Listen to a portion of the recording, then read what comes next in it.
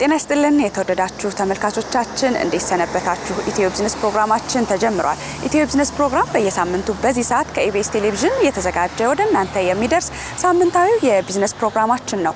በዚህ ፕሮግራም ስራ ፈጣሪዎቹና የቢዝነስ ዘገባ ወደ እናንተ እናደርሳለን። ለዛሬ ቀዳሚ ያደረግነው ስራ ፈጣሪዎቹን ነው። አብራችሁ ቆይታ ማደርገው ሰብለወንጌል ሊቃል ነኝ። እስከ ፕሮግራሙ ፍጻሜ ድረስ አብራችሁን ቆይታ እንድታደርጉ ጋብዛለሁ። መልካም ጊዜ ይሁንላችሁ።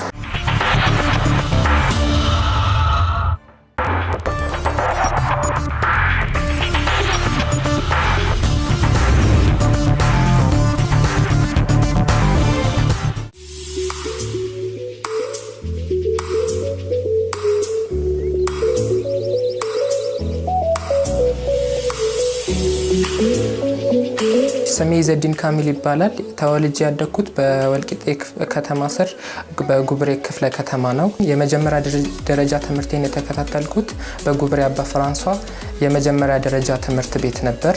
ሁለተኛ ደረጃ ትምህርቴንም ደግሞ እዛው ጉብሬ በሚገኘው አባ ፍራንሷ ሁለተኛ ደረጃ ትምህርት ቤት ተከታተልኩ። አሁን የ11ኛ ክፍል የናቹራል ሳይንስ ተማሪ ሲሆን 23 የሚጠጉ የፈጠራ ስራዎችን ሰርቻለሁ።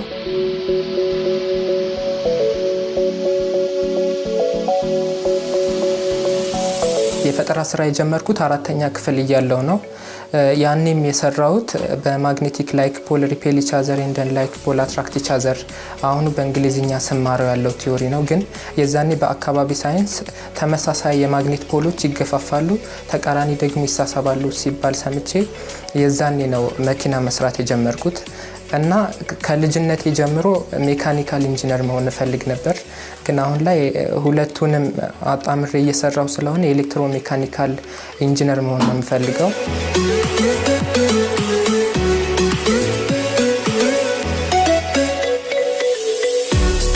የፈጠራ ስራው ላይ እንድቀጥልበት ያደረገኝ የቤተሰቦቼ ሞራል ነው እና እየሰራኋቸው ያሉ ስራዎች ምንድናቸው? አንድ በሪኒዌብል ኤነርጂ ሶላር ሲስተምን በመጠቀም የተለያዩ ስራዎችን ሰርቻለሁ። ሌላኛው በሆም አውቶሜሽን ነው። ሆም አውቶሜሽን በስልካችን በኮምፒውተራችን የትም ሆነን የቤታችን ኤሌክትሮኒክስ ሲስተሞች፣ በሮች፣ ብዙ ነገሮች መቆጣጠር የምንችልበት ሲስተም ላይ ነው እየሰራሁ ያለሁት። በሴኩሪቲ ዘርፍ በራችን፣ ሌሎችም የቤት ነገሮች ሲነካኩብን በስልካችን ኖቲፊኬሽን ምናምን የሚሰጥበት እንደዛ አይነት ቴክኖሎጂ ላይ ነው እያተኮርኩ ያለሁት እና ሆም አውቶሜሽኖች ላይ ስሰራ ደግሞ ሃርድዌሮች ብቻ ሳይሆን ሃርድዌሮቹን አክቲቬት እና ዲአክቲቬት የምናደርግባቸው አፕሊኬሽን አንድሮይድ አፕሊኬሽኖችን እየሰራው ነው። ወደ 7 አንድሮይድ አፕሊኬሽኖችን ሰርቻለሁ።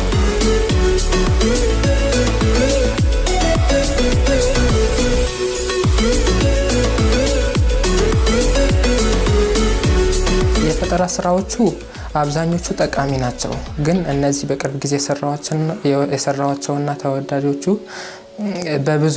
በብዙ ዘርፍ የሰዎችን የቀን ተቀን ህይወት ቀለል ማድረግ የሚችሉ፣ ለምሳሌ የሆነ ቦታ ለእንግድነት ብሄድ ቤቴ ሌላ እንግዳ ቢመጣ አይመለስም። ቀጥታ ከፍቼለት በስልኬ መግባትም የፈለገው ነገር ተጠቅሞ ከዛ መውጣት ይችላል። በሩ የትም ሆነሽ መክፈትን መዝጋት ትችያለሽ። አጠገቡም ሆነሽ በፓስወርዱ መክፈት መዝጋት ስለምችይ መልቲኪ ስለሆነ በጣም ጠቃሚ ነው። ስቶቭን ለመጥቀስ ያህል ግን ስቶቭ ለምሳሌ የመንግስት ሰራተኞች ምሳ ሰዓት ላይ ቤት መመገብ ይፈልጋሉ። ከቤት ሲወጡ ወደ ቤት ሲገቡ ደግሞ ማታ አካባቢ ሻይ ቡና ሊፈልጉ ይችላሉ እና በስልክ አብርተሽ ስለምታጠፊው ከቤት ስትወጪ ውሃ ጥደሽ ትወጫለሽ። ወደ ቤት እየመጣሽ እያለ መንገድ ላይ ደውለሽ እንዲበራ ታጅዋለሽ። ቤት እስከምትመጪ ውሃው ሞቆ ይጠብቅሻል ማለት ነው። ሌላኛው ደግሞ ለምሳሌ ወጥ ደሽበት አፕሊኬሽኑ ላይ ታይመር አፕሊኬሽን አለው። እስከፈለግሽው ሚኒት አሙቆልሽ ራሱ እንዲያጠፋ ማድረግ ትችያለሽ አንቺ ልትረሺው ስለምትችይ ማለት ነው። እና ስቶቭ መብራቱና መጥፋቱ ደግሞ በስልክሽ ታውቂያለሽ። ይሄ እሳት አደጋ ኤክስፋየር የተባለው ቴክኖሎጂ በጣም አስፈላጊ ነገር ነው። የትም ሆኜ ቢሮ ሆኜ ቤቴ ውስጥ እሳት አደጋ ቢፈጠር ደውሎ ስለሚያሳውቀኝ ቤተሰብ ሜምበር ውስጥ ለምሳሌ 5 ሰው ቢኖር የ5ቱም ሰው ስልክ ቁጥር ቢገባለት ወደ 5ቱም ሰው መደወል ይችላል። እየጮኸ ጎረቤትም ይጠራል፣ ይደውላል። መልቲ ፐርፐዝ ነገር ነው። እሳት አደጋ ሲነሳ ሁለት ነገር ነው ሴንስ የሚያደርገው፣ ፍሌም እና ስሞክን ሴንስ ማድረግ ይችላል። ለምሳሌ እችኛዋን ስሞክ ላስጠጋት። ስሞክ ሴንስ ስታደርግ ወደ ኮንታክት ውስጥ ገብታ ቀጥታ የተቀመጠላትን ስልክ ቁጥር ሰሌክት አድርጋ ትደውላለች ማለት ነው። የፈጠራ ስራ ማንኛውም ሰው ክሬቲቭ የሆነ ነገር የሚሰራ ከሆነ ወይ አሻሽሎ ወይ የተሰራው ነገር ኮፒ እያደረገ ማይሰራ ሰው፣ ክሬቲቭ የሆነ አዲስ አይዲያ የሚያመጣ ሰው ችግር አይቶ ነው የፈጠራ ስራ የሚሰራው። ለምሳሌ ኤክስፋየሩን መጥቀስ እንችላለን። ሰፈር አካባቢ እሳት አደጋ ተነስቶ ነበር፣ እኛ ሰፈር ማለት ነው። የኛ ቤት የሚቃጠል ምናምን ነው የመሰለኝ። አጋጣሚ ጎረቤት አካባቢ ነበር። በጣም ብዙ ሰው ተሰብስቦ ምናምን እሳቱ መጥፋት ቻለ እና ምንድነው ያሰብኩት፣ በቃ ማንኛውም ሰው በትንሽ ብር ገዝቶት እሳት አደጋ ቤት ውስጥ እንዳይፈጠር እና ትናንሽ ቤቶች ራሱ ሳይጠቀሙት ቀርተው ትናንሽ ቤቶች ሲነዱ ወደ ትላልቅ ቤቶችም ሊሄድ ይችላል እሳቱ እና ማንም ሰው አክሰስ ማድረግ እንዲችል በጣም በትንሽ ዋጋ እንደዛ አስቤ ነው የሰራሁት። የቤታችን ብዙ አይነት ሲስተሞች በአንድ ስልክ መቆጣጠር እንድንችል፣ አሮጌ ስልኮች ማለት ነው እስከ 100 ብር ምናምን እየገዛው እና እንደዛ መስራት ቻልኩ ማለት ነው።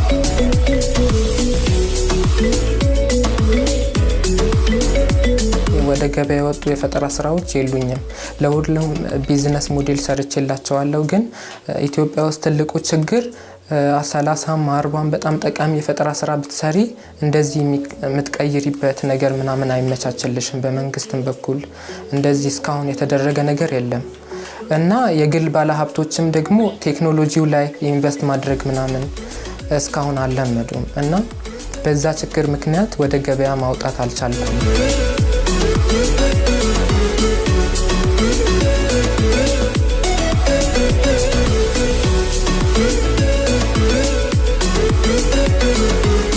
ብዙ ውድድሮች ላይ ተሳትፌያለሁ እስከ በጠቅላይ ሚኒስትሩ በቅርቡ እውቅና እስከ ማግኘት እና ብዙ ውድድሮችና አውደ ርዕዮች ላይ የፈጠራ ስራዎችን አቀርባለሁ።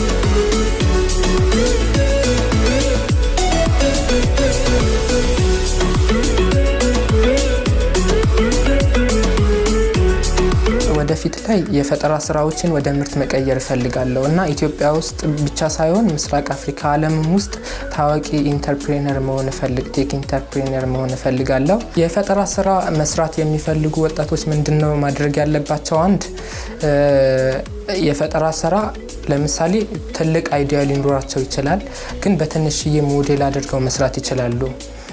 ድጋፍን ማግኘት የሚችሉት ትንሽዬ ሞዴል ፕሮቶታይፕ ሰርተው ለማሳደግ ይሄን ነገር ማሳደግ እፈልጋለሁ ብለው ሌሎች ሰዎች እንዲረዷቸው መጠየቅ ይችላሉ እና ሎካሊ በሆኑ እቃዎችን መስራት ይቻላል።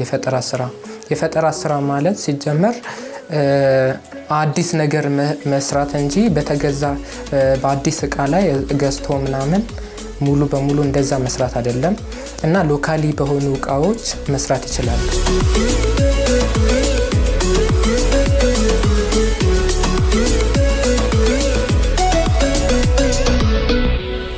ኢንተርፕሬነር ማለት ስራ ፈጥሮ ሌሎችም እንዲጠቀሙ የስራ እድል መፍጠር እና ቢዝነስ ምናምን አክሰለሬት ማድረግ ይመስለኛል። እኔ የፈጠራ ስራ ነው የምሰራው ለጊዜው፣ ምክንያቱም ኢንተርፕሬነር አይደለሁም። የገንዘብ ሶርስ ምናምን ስለሌለኝ ኢንቨስተሮችም ኢንቨስት ስላላደረጉበት የፈጠራ ስራዬ ኢንተርፕሬነር አይደለሁም። የፈጠራ ስራ ሰሪ ነኝ፣ ኢኖቬተር ነኝ ብዬ አምናለሁ እና ወደፊት ላይ የፈጠራ ስራዎችን ወደ ምርት መቀየር እፈልጋለሁ እና ኢትዮጵያ ውስጥ ብቻ ሳይሆን ምስራቅ አፍሪካ ዓለምም ውስጥ ታዋቂ ቴክ ኢንተርፕሬነር መሆን እፈልጋለሁ።